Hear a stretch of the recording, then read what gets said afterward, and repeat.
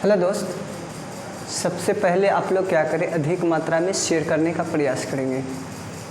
अंकिता है, रोहित है, मणिकांत है, ऋतिक रोशन है, सूर्यभान है, प्रियंका है, प्रियांशु है, पंकज है, सारे को तहे दिल से नमस्कार दोस्त। और सबसे पहले आप लोग क्या करेंगे, अधिक मात्रा में शेयर करने का प्रयास करेंगे। हाँ, जितना हो सके ना उतना सबसे पहले आप लोग क्या करें, शेयर करेंगे।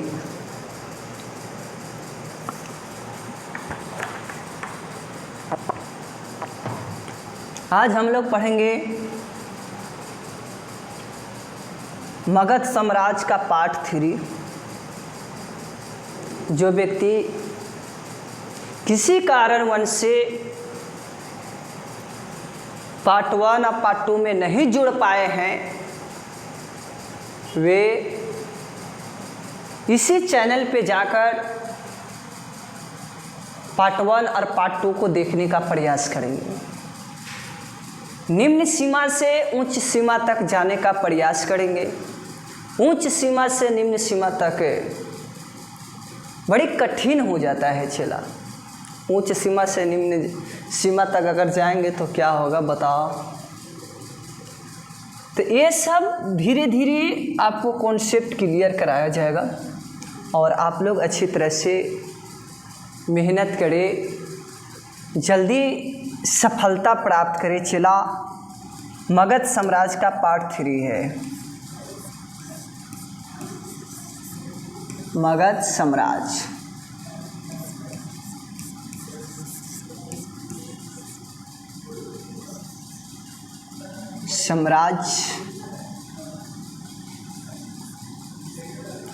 का पार्ट 3 है।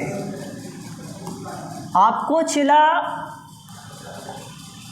पार्ट 2 तक मैंने समझा रखा है। मौर्य वंश आज पढ़ना है। नंद वंश समाप्त हो चुका है और आज पढ़ेंगे मौर्य साम्राज्य। ये बात याद रखना है, मगध की गद्दी पे कौन वंश चलेगा? मौर्य वंश। मौर्य वंश चलेगा चला, ये बात याद रखना है और बहुत अच्छे से आप लोग याद करते हुए चलेंगे, है ना। ये 322 BC से 292 BC तक चला है। ये पल, ये नज़ारा याद करते हुए चलेंगे चला। कहते हैं ना, हाँ ये 98 है, ये 98 है चला, 92 नहीं है। ये बात याद रखना है, ये 98 है, 98, ठीक है। आप लोग अच्छी तरह से नोट्स करते हुए चलेंगे ताकि जब लोग बदल सकते हैं तो आप क्या चीज़ है। तो आइए ना हम दिखाते हैं। देखिए चला, मच्छी आज तंग करेगा मुझे, मच्छी आज तंग करेगा ही करेगा। समझते हुए चलेंगे मौर्य साम्राज्य का। इसके पहले आप लोग पढ़े हैं नंद वंश। नंद वंश पढ़े। नंद वंश की स्थापना किसने किया था? महापद नंद जी, यही किए थे चला। और इसका अंतिम शासक कौन था? अंतिम शासक, अंतिम शासक आपका कोई दूसरा नहीं था, घानानंद। घानानंद था। यही आपका अंतिम शासक हो जाते हैं और ओहो में चला नंद वंश का अंतिम शासक हो जाते हैं। क्या होता है ना कि घानानंद के दरबार में चाणक्य नाम का एक व्यक्ति रहता था। चाणक्य नाम के एक व्यक्ति रहता था। इसी के दरबार में रहता था, घानानंद के दरबार में रहता था। और क्या होता है ना, इसके साथ घानानंद के बात को लेकर अपमान किया जाता है। घानानंद का चाणक्य का बात को लेकर घानानंद जी अपमान करते हैं चाणक्य का बात। चाणक्य चले जाते हैं चंद्रगुप्त मौर्य के पास, है ना। कहाँ चले जाते हैं? चंद्रगुप्त मौर्य के पास, चंद्रगुप्त के पास चले जाते हैं और यहाँ आ जाते हैं। चाणक्य जी यहाँ चले जाते हैं, चंद्रगुप्त के पास चले जाते हैं।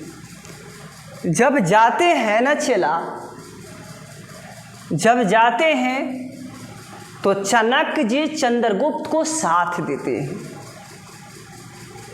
चाणक्य जी चंद्रगुप्त को साथ देते हैं कि आप युद्ध कीजिए घानानंद से। क्या कीजिए? आप युद्ध कीजिए। और ये युद्ध करते हैं और ये विजेता हो जाते हैं, यानी कि जीत जाते हैं, विजेता हो जाते हैं। जब जीत जाते हैं ना चेला, चंद्रगुप्त जीत जाता है ना, तो ये भी अपना दिमाग लगा देते हैं कि मगध पर नया साम्राज्य का उदय करना, नया साम्राज्य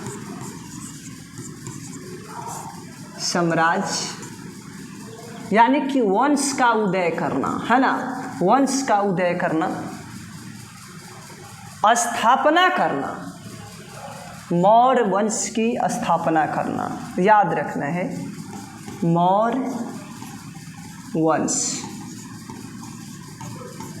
वंश की स्थापना करना, ये पल को याद रखें।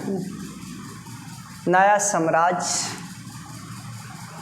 साम्राज्य नहीं होगा, नया वंश की स्थापना इन्होंने किया, जो मौर्य साम्राज्य कह सकते हैं। ठीक है, मौर्य साम्राज्य कह सकते हैं। नया वंश का स्थापना करते हैं, जो कि मौर्य वंश है ना। यही वाला उत्पत्ति हो जाता है कब? जब घानानंद को हार होता है तब। अगर चाणक्य जी नहीं होते, अगर नहीं जाते चंद्रगुप्त के पास, तो नया साम्राज्य का विस्तार नहीं, नया वंश का स्थापना नहीं होता। तो चेला, इससे क्या दुश्मनी था? यही न था कि घानानंद जी चाणक्य को बात को लेकर अपमान किए थे, यही था ना। इसके दरबार में तो रहते थे, अच्छी तरह से खाते पीते थे, क्या जरूरी था इस ससुरा के। अब बताना चला, इतना आप लोग को अच्छी तरह से समझ में आ गया होगा। अब समझेंगे मौर्य वंश की स्थापना, है ना। मौर्य वंश ये चला है 322 BC से लेकर 298 BC। ये आपका ये जो है ना पल, यही चला है मौर्य वंश। सबसे पहले आपसे प्रश्न ये पूछा जाएगा कि संस्थापक कौन है? तो आपको जवाब देना है चंद्रगुप्त जी हैं। इसका स्थापना किसने किया था? चंद्रगुप्त मौर्य ने किया था। ये बात को याद रखना है, मौर्य। और अपने नाम पर ही मौर्य वंश की स्थापना की, अपने साम्राज्य की स्थापना की, ये मगध पर की, है ना चेला। अब ध्यान देंगे, यहाँ तक आप लोग को समझ में आ गया होगा। और ये आपका राजधानी कहाँ था चेला? तो याद रखना है पाटलिपुत्रा।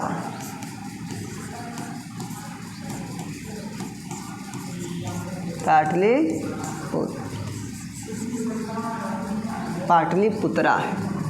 ये पल को आप लोग नोट्स करते हुए चलेंगे, ठीक है, ये पल को नोट्स करते हुए चलेंगे। अब ध्यान देंगे चला, चंद्रगुप्त मौर्य के अनेक नाम से जाना जाता है ना। जस्टिस ने कहा था शेंडो कोसल, हाँ, शेंडो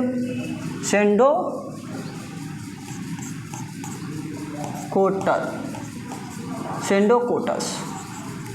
जस्टिस ने कहा था, शेंडो कोटस कहा था, है ना। ये पल को याद रखेंगे, शेंडो कोटस कहा था, ये पल के याद रखेंगे। अब ध्यान देंगे, ये नाम से हम जानते हैं, शेंडो कोटस के नाम से जाना जाता है। अब ध्यान देना है, वृषक भी कहा जाता है, वृषक भी कहा जाता है, ये पल को याद रखेंगे। वृषक का उल्लेख कहाँ मिलता है, उल्लेख कहाँ मिलता है, तो आप कहेंगे मुद्रा राक्षस, है ना। ये पल को याद रखेंगे, मुद्रा राक्षस। मुद्रा राक्षस के विवरण किसने दिया था, यानी कि कौन लेखक कौन है, लेखक पूछेगा तो आपको जवाब देना है विशाखा दत्त।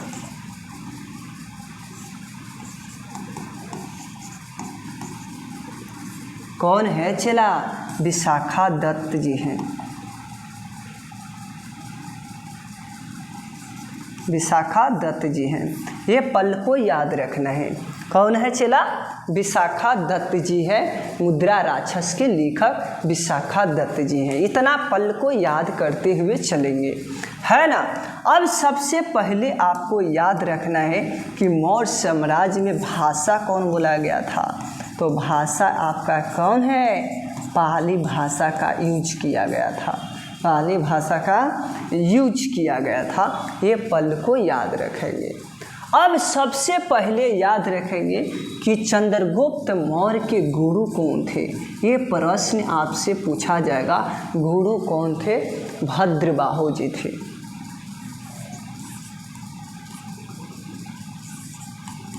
भद्रबाहु जी हैं, और जो भद्रबाहु जी हैं किस धर्म से संबंधित है, ये धर्म से संबंधित है तो जैन धर्म से, जैन धर्म से याद रखना है चला। किस धर्म से है, तो जैन धर्म से हैं, और जैन धर्म से हैं तो ये भी याद रखेंगे कि चंद्रगुप्त मौर्य भी जो है ना आपका जैन धर्म से ही संबंधित है, ये याद रखना है। जैन, जब इसका गुरु ही जैन धर्म से है चला, तो बताओ चंद्रगुप्त मौर्य भी जैन धर्म से होंगे, इसमें कोई दिक्कत नहीं होना चाहिए, कोई हानि भी नहीं होना चाहिए। इतना तो आप लोग को समझ में आता ही होगा चला। अब ध्यान देंगे, इतना तो आप लोग समझ ही गए होंगे, अब समझेंगे चला। चंद्रगुप्त मौर्य के दरबार में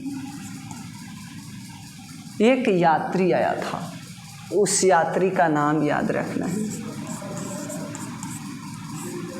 दरबार में आया था, उस नाम याद रखना है, मेगास्थनीज।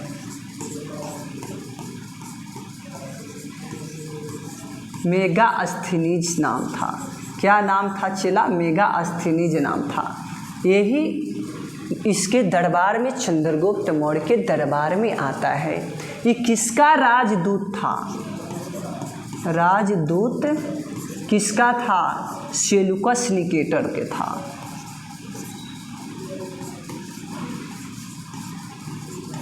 सेल्यूकस मच्छी लिखने नहीं दे रहा है,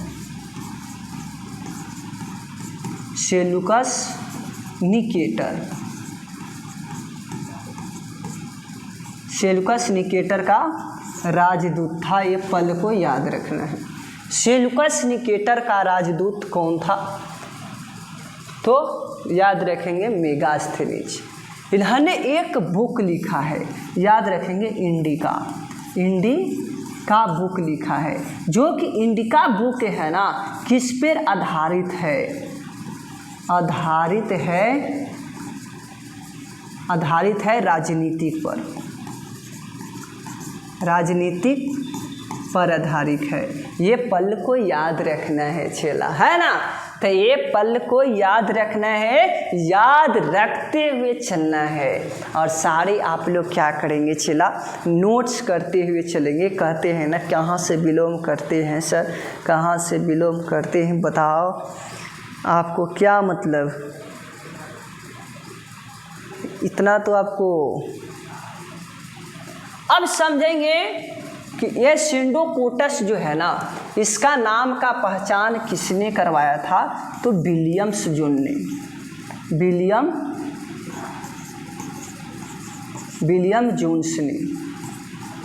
जोन्स ने करवाया था। ये बात को याद रखना है कि विलियम जोन्स ने करवाया था। हाँ चला, अब चंद्रगुप्त मौर्य ने युद्ध लड़ा है। युद्ध का आपको नाम याद रखना है। हाँ, युद्ध लड़ा है, बहुत अच्छा, एम्प्रियानस कहते हैं। हाँ बिल्कुल चला, बिल्कुल एम्प्रियानस कहा जाता है। समझेंगे कि इनके किस चंद्रगुप्त और एक चंद्रगुप्त मौर्य हैं, और एक आपका कौन है?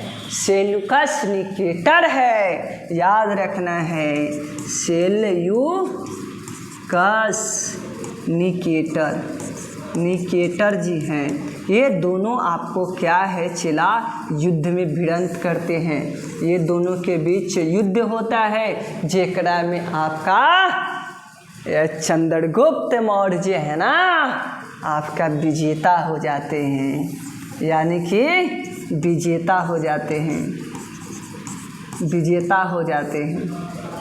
यानी कि जीत जाते हैं। कब युद्ध होता है चेला? 305 BC में होता है। BC कहने का मतलब है ना चेला, ईसा पूर्व में हुआ है, यानी कि पीछे की ओर चलते हैं हम लोग BC में, है ना। ईस्वी में हम लोग आगे की ओर चलते हैं और BC में हम लोग पीछे की ओर चलते हैं। ये नज़ारा मैंने ये जो पल्ले है पीछे दिखा चुके हैं, आपको देखना है तो जाकर पीछे देखिए, है ना। प्राचीन भारत में मैंने सब विवरण दे चुके हैं। BC क्या है ये पूरा कहानियाँ दे चुके हैं। आप लोग अगर नहीं देखे हैं चेला तो जाकर देख लीजिए इतिहास के पन्ना में कि मैंने बता रखा है कि नहीं बता रखा। इतना आप लोग के कंप्लीट है, जिसमें आपका चंद्रगुप्त मौर्य विजेता हो जाते हैं। 305 BC में आपका युद्ध लड़ा जाता है। और हाँ, एक बंदा ने टाइपिंग किया है कि चंद्रगुप्त मौर्य का जन्म कब होता है। अरे गधवा, ये सब पूछता है एग्जाम में। जन्म होता है 345 BC में होता है। गद्दी पे कब बैठता है? याद रखना है, गद्दी पर आपका 322 BC में ही बैठ जाता है। इतना बताओ, पूछता ही नहीं है तो इतना हम क्यों विवरण दे दोस्त? पूछता ही नहीं, जो आपको पढ़ना है वही आपको बताया जाएगा। ये पल को याद रखना है चेला। आपका इतिहास का पन्ना इतना में जाएगा, अगर हम लिखने लगेंगे ना तो और चले जाएगा स्पीड। ये जो है ना लुसेंट, वो तो उसको छोड़ ही दो, ना तो उसका ससुरारी का पता है, ना तो उसका नैहर के पता है, ना तो उसका पूरी ख़ानदान के पता है। तो उस सब पर ध्यान मत दो, सिर्फ और सिर्फ चर्चा कीजिए कि आपका सिलेक्शन हो जाना चाहिए, है ना। बस इतना पढ़ना है। चलिए, आप जान गए। एक बात ध्यान दीजिएगा चेला, एक बात ध्यान दीजिएगा। जब जीत जाते हैं ना, हाँ, आप लोग देखिए कमेंट करने से हमें दिक्कत होता है, तो आप लोग कमेंट ना करें। इसका एक पुत्री है, कार्लेनिया, कार्लिनिया है, कार्लिनिया है ना चला। ये पल को याद रखना है। देखिए टाइपिंग मत कीजिए, आप लोग टाइपिंग करिए, यहाँ समझा रहे हैं तो समझो ना। हाँ ये नहीं है, लिया यही है, कार्नेलिया है, कार्नेलिया जी है, इसका पुत्री है, सेल्यूकस निकेटर का पुत्री है। इसका राजदूत कौन था याद कीजिए ना, कि मेगास्थनीज था, जो कि पुस्तक लिखा है, इंडिका पुस्तक लिखा है। और ये इंडिका पुस्तक जो लिखा है ना चला, हाँ बिल्कुल बिल्कुल बिल्कुल बिल्कुल, जब लिखा है तो उसमें राजनीतिक पर आधारित है। और ये देखिए इसका कार्नेलिया जो है इसका पुत्री है, सेल्यूकस निकेटर का पुत्री है। और जब सेल्यूकस निकेटर का पुत्री मिल ही गया है तो बताओ ये दोनों क्या करते हैं, ये चंद्रगुप्त जीत जाते हैं तो ये दोनों आपस में संधि कर लेते हैं। संधि, जब संधि हो जाता है ना चेला, जब संधि हो जाता है तो क्या होता है कि चंद्रगुप्त मौर्य इसको 500 हाथी देता है अपने दामाद जी को। 500 हाथी देते 500 हाथी दान में देते हैं। और ये भी देते हैं, सेल्यूकस निकेटर भी दान में देते हैं कि लो तुम भी लो। 4 गो प्रांत देते हैं, 4 गो प्रांत देते हैं। कौन कौन? पहला याद रखेंगे कंधार, कंधार। दूसरा याद रखेंगे हेरात। तीसरा याद रखेंगे कमरान। बताओ आप लोग, जल्दी जल्दी बताने का काम करेंगे, है ना। हाँ बिल्कुल, मकरान, मकरान याद रखना है, मकरान। एक और है चिला, बता दो आप लोग कमेंट में डालेंगे, है ना। हाँ बिल्कुल बिल्कुल बिल्कुल, आप लोग कमेंट में डालिए, हम देख हाँ बताएंगे बिल्कुल। ए देखो गलत है, गलत है रे छिटुआ, गलत है। काबुल है, काबुल। प्रांत मतलब क्या होता है सर? प्रांत मतलब होता है रे छिटुआ साम्राज्य मिलता है, साम्राज्य, ठीक है। साम्राज्य होता है, प्रांत मतलब साम्राज्य होता है। इतना आप लोग को समझ में आ रहा है कि नहीं आ रहा है पार्टनर, ये बताएंगे। अब क्या होता है ना चेला, कहते हैं ना कि मेहनत करने वालों को मैंने हारते हुए नहीं देखा है, सिर्फ और सिर्फ विजेता देखे। तो 4 गो प्रांत मिलता है। चंद्रगुप्त मौर्य नहीं सेल्यूकस निकेटर को हराता और न ही कार्नेलिया से इसको शादी होता। कार्नेलिया से शादी हो गया, इसको चंद्रगुप्त मौर्य ने अपने दामाद को 500 हाथी में गिफ्ट में देते हैं कि लीजिए आप।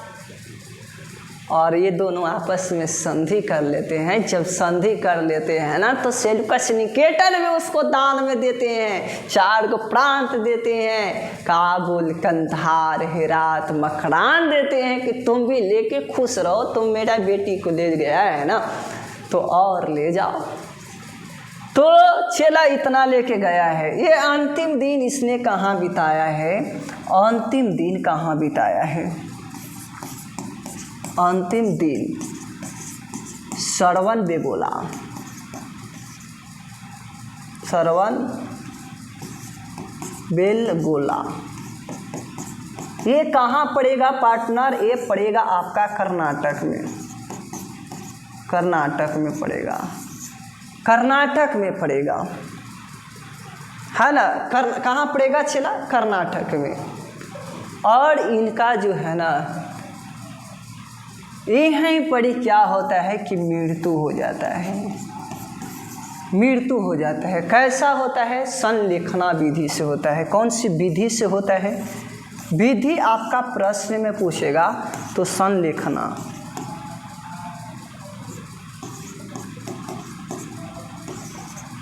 संलेखना विधि, लेखना विधि। और संलेखना विधि कैसी विधि है? तो यानी कि भूख कर प्रांत में मरना, भूख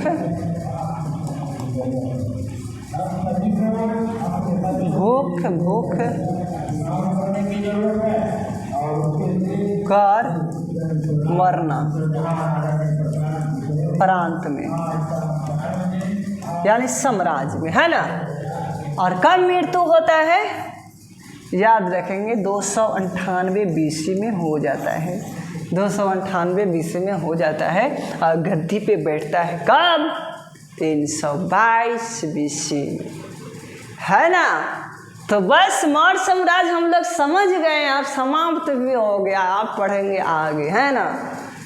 हाँ बिल्कुल बिल्कुल, मौर्य साम्राज्य समाप्त हो गया सर। मौर्य साम्राज्य के बाद है आपका कौन सा पढ़ना है? हाँ आप लोग कमेंट में डालेंगे।